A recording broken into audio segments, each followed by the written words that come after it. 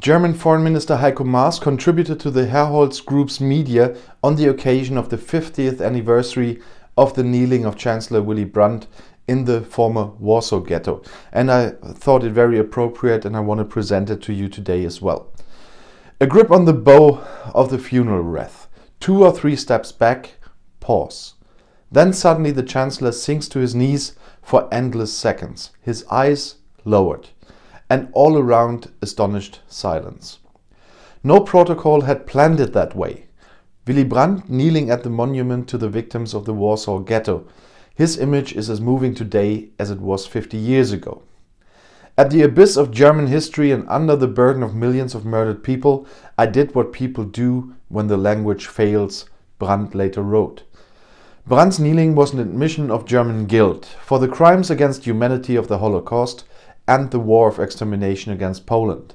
The Chancellor bowed to the Polish suffering and the courage of the Jews who dared to start the ghetto uprising against German occupiers in 1943. But at home he was accused of exaggeration or even treason. The exile was not personally to blame. The Chancellor knelt, although he didn't need to. He knelt for those who needed it, but didn't want to kneel. Brandt signed the Warsaw Treaty in Warsaw in 1970 with the recognition of the Oder-Neisse border, a turning point in German-Polish relations. In 1939, the Nazis launched their war of racial ideology against Poland. Brandt's kneeling at the Warsaw Ghetto monument was therefore a bow to all Polish victims of the war and also of the Warsaw Uprising in 1944. That is why it is so important that the Bundestag decided last the Polish and all other Eastern European victims of the war of extermination in Germany to commemorate with worthy places of remembrance. After all, Brandt's kneeling stands for his new Ostpolitik, the Eastern policy, for the look into the future which earned him the Nobel Peace Prize in 1971. In the foreign policy revolution of the Eastern Treaties, the Federal Republic recognized the GDR and the territorial status quo in Europe. Brandt thus presented a new peaceful Germany to Eastern Europe and the world, and thus acquired the Federal Republic's most valuable diplomatic asset, trust. This trust, together with the unshakable courage of many people on the streets, made reunification possible in 1990.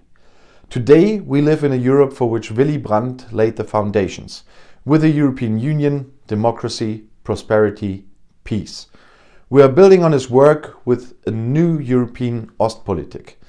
Unlike Brandt, we no longer have to go the detour via Moscow to speak to our eastern neighbors.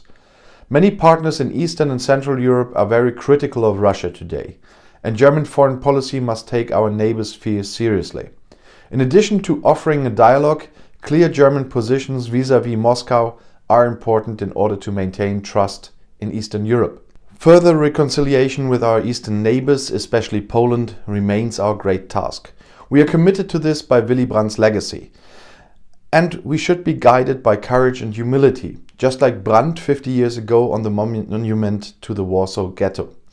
And although our foreign minister is of the Social Democratic Party of Willy Brandt, and I am not, I'm a member of the Christian Democratic Union, I totally agree with him on what he said in this text about Willy Brandt's really big gesture, although it even wasn't planned 50 years ago.